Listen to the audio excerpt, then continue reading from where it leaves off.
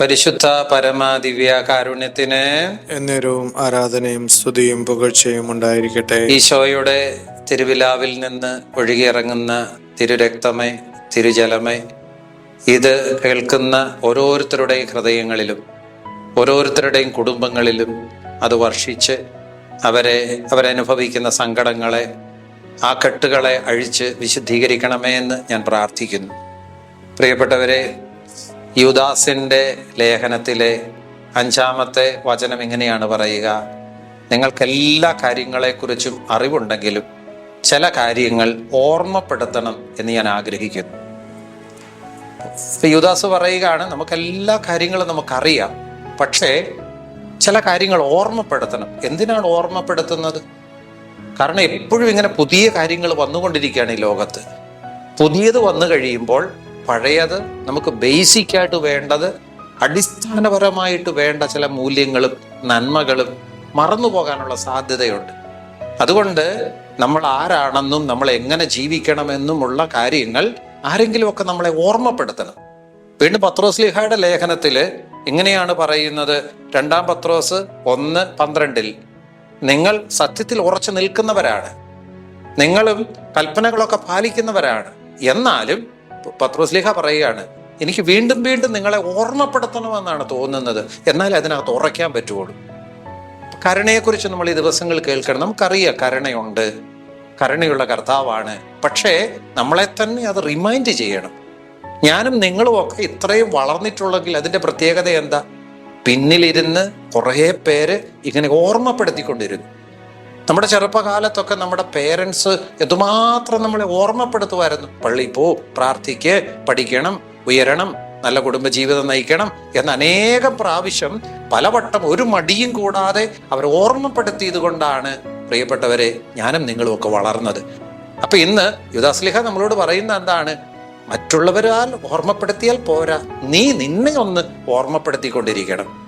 അപ്പൊ ഓർമ്മകൾക്ക് ഒരുപാട് പ്രസക്തിയുണ്ട്. ഈ ദിവസങ്ങളിലൊക്കെ നമുക്ക് കരുണയെക്കുറിച്ച് നമ്മൾ ഓർക്കാം. കർത്താവിൻ്റെ കാരുണ്യം എത്ര വലുതാണെന്ന് ഓർത്തു നോക്കിക്കേ. കർത്താവ് എന്തുമാത്രം ആഴത്തിലാ നമ്മളെ സ്നേഹിക്കുന്നത് എന്ന് ഓർത്തു നോക്കിക്കേ. ലൂക്കായുടെ സുവിശേഷം 2-ാം അധ്യായം 19-ാമത്തെ വചനം ഇങ്ങനെയാണ് പറയുക: മറിയം കേട്ട കാര്യങ്ങൾ ഹൃദയത്തിൽ സംഗ്രഹിച്ചു. അതിനെക്കുറിച്ച് ഗാഢമായി ചിന്തിച്ചു കൊണ്ടിരുന്നു. കേട്ട കാര്യങ്ങളൊക്കെ മറിയം ഹൃദയത്തിൽ സംഗ്രഹിച്ചു, അതിനെക്കുറിച്ച് ഗാഢമായി ചിന്തിച്ചു കൊണ്ടിരുന്നു. ഞാനും നിങ്ങളും ഒക്കെ ഒത്തിരി കാര്യങ്ങൾ ഇന്ന് കേൾക്കുന്നുണ്ട്, പക്ഷേ പോണ്ടർ ചെയ്യുന്നില്ല, അതിനെക്കുറിച്ച് വീണ്ടും വീണ്ടും ചിന്തിക്കുന്നില്ല. അതുകൊണ്ടാണ് പല കാര്യങ്ങളും നമ്മൾ മറന്നു പോകുന്നത്. ഇന്ന് ചില കാര്യങ്ങൾ ചിലർ ഫെയിലിയറാകാൻ കാരണം എന്താ? അവർ പറയും, ഓ ഞാനത് മറന്നുപോയി. അപ്പോൾ ഓർക്കേണ്ട കാര്യങ്ങൾ ഞാനും നിങ്ങൾ ഓർക്കണം. എനിക്കൊരു ദൈവമുണ്ടെന്ന് ഒരിക്കലും നമ്മൾ മറക്കരുത്. ആ കർത്താവ് കാരുണ്യവാനാണെന്ന് ഒരിക്കലും നമ്മൾ മറക്കരുത്. ആ കർത്താവിൻ്റെ സന്നിധിയിൽ എനിക്ക് സ്പേസ് ഉണ്ടെന്ന് നമ്മൾ ഒരിക്കലും മറക്കരുത്. ഈ വേണ്ടാത്ത കാര്യങ്ങൾ നമ്മുടെ മനസ്സിലേക്ക് ഇങ്ങനെ കടന്നു വരുന്നത് കൊണ്ടാണ് ഇതൊക്കെ നമുക്ക് മലിനപ്പെട്ടു പോകും. ശരീരം മലിനപ്പെടുന്നു, നമ്മുടെ കഴിവുകൾ നഷ്ടപ്പെടുന്നു, എല്ലാം നഷ്ടപ്പെടുന്നു. പ്രിയപ്പെട്ടവരെ, മാതാവ് ഓർത്തത് എന്തൊക്കെയാണ്? മാതാവ് ഓർത്തത് ഉണ്ണീശോ പറഞ്ഞ കാര്യം. നിങ്ങൾ എന്തിനാണ് എൻ്റെ കാര്യത്തിൽ ഇടപെടുന്നത്? ഞാൻ എൻ്റെ പിതാവിൻ്റെ കാര്യത്തിൽ ഇടപെടേണ്ടതല്ലേ? ഏലീശോ പറഞ്ഞു, എൻ്റെ കർത്താവിൻ്റെ അമ്മ എന്നെ സന്ദർശിക്കാനുള്ള ഭാഗ്യം എനിക്കുണ്ടായി. ശമയോൻ പറഞ്ഞു, നിന്റെ ഹൃദയത്തിലൂടെ ഒരു വാള് കടക്കും. മാലാഹ വന്നിട്ട് പറഞ്ഞു, നീ അമ്മയാകാൻ പോകുന്നു. ഇതാണ് മാതാവിൻ്റെ അരികിലേക്ക് വന്ന കാര്യങ്ങൾ. അപ്പം മാതാവ് ഹൃദയത്തിൽ സൂക്ഷിക്കുകയും സംഗ്രഹിക്കുകയും ചിന്തിക്കുകയൊക്കെ ചെയ്തുകൊണ്ടിരുന്ന എന്താണ്? ഈ മാലാഹ പറഞ്ഞത്, ഉണ്ണീശോ പറഞ്ഞത്, ശമയോൻ പറഞ്ഞത്, എലിസബത്ത് പറഞ്ഞത്, എപ്പോഴും ഇങ്ങനെ ഹൃദയത്തിൽ ഇങ്ങനെ ചിന്തിച്ചുകൊണ്ടിരിക്കുകയാണ്. അപ്പോൾ അതിൻ്റെ ഫലം എന്താണ് ഉണ്ടായത്? നമ്മൾ കുരിശിൻ്റെ വഴിയിലെ 4-ാമത്തെ സ്റ്റേഷനിൽ നമ്മൾ ഇങ്ങനെയല്ലേ ചിന്തിക്കുന്നത്? അവിടെ അമ്മയും മകനും കണ്ടുമുട്ടുകയാണ്. നിങ്ങളൊന്ന് ചിന്തിച്ചു നോക്കി, ഏതമ്മയ്ക്ക് സ്വന്തം മകൻ ഇങ്ങനെ കുരിശും എടുത്തുകൊണ്ട് പോകുമ്പോൾ സംയമനത്തോടുകൂടെ ശാന്തതയോടുകൂടെ പിടിച്ചു നിൽക്കാൻ പറ്റും?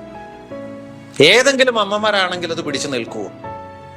മകൻ കിണറ്റിൽ പോയി, അമ്മ ഒന്നും ആലോചിക്കാതെ എടുത്തു ചാടി, അമ്മയും മകനും മരിച്ച സംഭവങ്ങൾ നമ്മുടെ മുമ്പിൽ ഒത്തിരിയില്ലേ? ഈ മാതാവിന് എങ്ങനെയാണ് അത് സംയമനത്തോടുകൂടെ പിടിച്ചു നിൽക്കാൻ പറ്റിയത്? പ്രിയപ്പെട്ടവരെ, ഇങ്ങനെയാണത് പറയുന്നത്. അപ്പോൾ ശിമയോൻ പറഞ്ഞ കാര്യങ്ങൾ മാതാവ് ഓർത്തു. ശിമയോൻ എന്താ പറഞ്ഞത്? മോളെ, നിന്റെ ഹൃദയത്തിലൂടെ ഒരു വാൾ കടക്കും. അപ്പം മാതാവിന് മനസ്സിലായി ഇത് ശിമയോൻ നേരത്തെ പറഞ്ഞതാണ്. അതിനെക്കുറിച്ച് സംഗ്രഹിച്ചു കൊണ്ടിരുന്നു, അതിനെക്കുറിച്ച് ചിന്തിച്ചു കൊണ്ടിരുന്നു.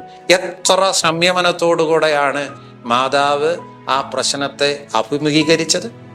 അപ്പൊ ഞാനും നിങ്ങൾക്കും വേണ്ടത് എന്താണ്? യൂദാസ്ലീഹ പറയാണ്, നിങ്ങൾക്ക് എല്ലാ കാര്യങ്ങളും അറിയാം, പക്ഷേ ഇടയ്ക്കിടയ്ക്ക് നിങ്ങളെക്കുറിച്ച് തന്നെ, നിങ്ങൾ എടുത്തിരിക്കുന്ന നിയോഗങ്ങളെക്കുറിച്ച്, കർത്താവിനെക്കുറിച്ച് ഗാഢമായി ചിന്തിച്ചു കൊണ്ടിരിക്കണം. അത് നമ്മുടെ ശരീരത്തെ ശക്തിപ്പെടുത്തും, അത് നമ്മുടെ മനസ്സിനെ ബലപ്പെടുത്തും, ദൈവാനുഗ്രഹം കൊണ്ട് നിറയ്ക്കും. അതുകൊണ്ട് ദൈവം തന്ന ഓർമ്മകൾക്ക് നന്ദി പറയണം. ദൈവം തന്ന ഓർമ്മകൾ. ഇന്ന് അൾഷമേഴ്സ് പിടിച്ച് ഓർമ്മകളില്ലാതെ എത്രയോ മനുഷ്യരാ ജീവിക്കുന്നത്. അപ്പൊ നമുക്ക് കർത്താവിനെ കുറിച്ച് നിരന്തരം ഓർക്കാം. അത് നമ്മുടെ ശരീരത്തിന് ഒരിക്കലും ടെൻഷൻ നൽകുന്നതല്ല, അത് നമ്മുടെ ശരീരത്തിന് ഒരു കുളിർമ നൽകുന്ന അനുഭവമാണ്. അതുകൊണ്ട് നമുക്ക് സജീവമായിട്ട് നിലനിർത്താൻ വേണ്ടിയിട്ട് നമുക്ക് പ്രാർത്ഥിക്കാം. പ്രാർത്ഥന എൻ്റെ കരുണയെ മഹത്വപ്പെടുത്തുകയും വാഴ്ത്തുകയും ചെയ്യുന്നവരുടെ ആത്മാക്കളെ ഇന്ന് എൻ്റെ സവിധെ കൊണ്ടുവരിക. എൻ്റെ കരുണക്കടലിൽ അവരെ മുക്കിയെടുക്കുക. എൻ്റെ സഹനത്തിൽ ഏറ്റവും അധികം ദുഃഖിക്കുകയും എൻ്റെ ചൈതന്യം ആഴത്തിൽ ഗ്രഹിക്കുകയും ചെയ്തിട്ടുള്ളവരാണിവർ. ദയാപൂർവം എൻ്റെ ഹൃദയത്തിൽ ജീവിക്കുന്ന പ്രതിരൂപമാണവർ എന്നാണ് ഈശോ പറയുക. അതുകൊണ്ട് നമുക്കിന്ന് പ്രത്യേകമായിട്ട് നമുക്ക് പ്രാർത്ഥിക്കാം. നമുക്കിന്ന് ദൈവം തന്ന ദേവാലയത്തെ നമുക്ക് സമർപ്പിക്കാം. നമ്മുടെ എല്ലാവരുടെയും ജീവിതം ദേവാലയവുമായിട്ട് അഭേദ്യമായിട്ടുള്ള ബന്ധമുള്ളതാണ്. പാരീസില് ഒളിമ്പിക്സ് നടക്കുന്ന ഒരവസരം, പ്രിയപ്പെട്ടവരെ, അവിടെ ഒടുവിലത്തെ അത്താഴത്തിന്റെ ആ രൂപം, പിക്ചറ് വികലമാക്കിയതിനെ കുറിച്ച് നമ്മൾ കേട്ടിട്ടില്ല. അതിന്റെ അനന്തര ഫലമായി അവിടെ പവർ ഫെയിലിയർ ഉണ്ടായി, റെയിൽവേ പാളം തെറ്റി, അതുപോലെ തന്നെ മഴ പെയ്തു, ആകെ ഡിസോർഡർ ഉണ്ടായി. അവിടെ ഫെയിലിയർ ആയപ്പോൾ, പവർ ഫെയിലിയർ ഉണ്ടായപ്പോൾ, പ്രിയപ്പെട്ടവരെ, അവിടെ അന്ന് പേപ്പറിനകത്ത് നമ്മൾ വായിച്ചതാണ്, ദേവാലയത്തിന്റെ പവർ മാത്രം ഫെയിലിയർ ആയില്ല, ബാക്കി എല്ലായിടത്തും ഇരുട്ട്, എന്നാൽ ദേവാലയം മാത്രം തിളങ്ങി നിന്നു. പ്രിയപ്പെട്ടവരെ, ഒരു ദേശത്ത് ഒരു ദേവാലയം വരിക എന്ന് പറയുമ്പോൾ അതൊരു പവർ സോഴ്സാണ്. അവിടെ ഓരോ ദേവാലയത്തെ ഓർത്ത് നമുക്ക് ദൈവത്തിന് നന്ദി പറയാം. നമ്മുടെ ദേവാലയങ്ങളെ സംരക്ഷിക്കണം. മണിപ്പൂരിലൊക്കെ ഒരുപാട് ദേവാലയങ്ങൾ അഗ്നിക്കരയായി. അതുകൊണ്ട് തിന്മ ഒരുപാട് പ്രവർത്തിക്കുന്ന ഒരു കാലഘട്ടത്തിലാണ് നമ്മൾ ജീവിക്കുക. അതുകൊണ്ട് എന്ത് ചെയ്യണം? ദേവാലയത്തെ നമുക്ക് സമർപ്പിച്ച് പ്രാർത്ഥിക്കണം. അത് വെറും ഒരു കെട്ടിടമല്ല, അത് കർത്താവിൻ്റെ ഓഫീസാണ്. കർത്താവിൻ്റെ ഓഫീസ്. നമ്മുടെ പ്രശ്നങ്ങൾ തീർക്കാൻ നമ്മൾ പഞ്ചായത്തിൽ പോകുന്നു, വില്ലേജിൽ പോകുന്നു. എല്ലാ പ്രശ്നങ്ങളും തീരാൻ നമ്മൾ എവിടെ പോകണം? ദേവാലയത്തിൽ പോകണം, ദൈവത്തിൻ്റെ ഓഫീസ്. അതുകൊണ്ട് ആ ദേവാലയത്തെ നമുക്ക് സമർപ്പിക്കാം, നമുക്ക് പ്രാർത്ഥിക്കാം. ഒരുപാട് പൂർവികരുടെ വിയർപ്പും രക്തവും കൊണ്ടൊക്കെ അത് പടുത്തുയർത്തിയത്.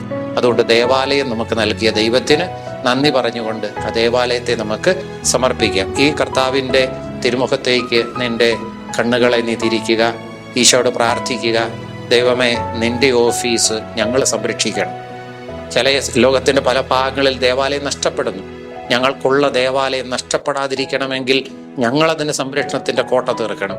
ആ ദേവാലയത്തെ നമുക്ക് സമർപ്പിച്ചുകൊണ്ട് ഈശോയുടെ ആശീർവാദത്തിനായി നമുക്ക് ഒരുങ്ങാം. പരിശുദ്ധ പരമ ദിവ്യ കാരുണ്യത്തിന് എന്നേരവും ആരാധനയും സ്തുതിയും പുകഴ്ചയും ഉണ്ടായിരിക്കട്ടെ. നമ്മുടെ ഈശോ മിശിഹായുടെ സമൃദ്ധമായ കൃപയും പിതാവായ ദൈവത്തിന്റെ അചഞ്ചലമായ സ്നേഹവും പരിശുദ്ധാത്മാവിന്റെ അനുഗ്രഹവും ഈ ആശീർവാദത്തിലൂടെ നിങ്ങളുടെ മേലും നിങ്ങളുടെ നിയോഗങ്ങളുടെ മേലും ദൈവസമൃദ്ധമായിട്ട് വർഷിക്കട്ടെ, ഇപ്പോഴും എപ്പോഴും എന്നേക്കും. ആമേൻ.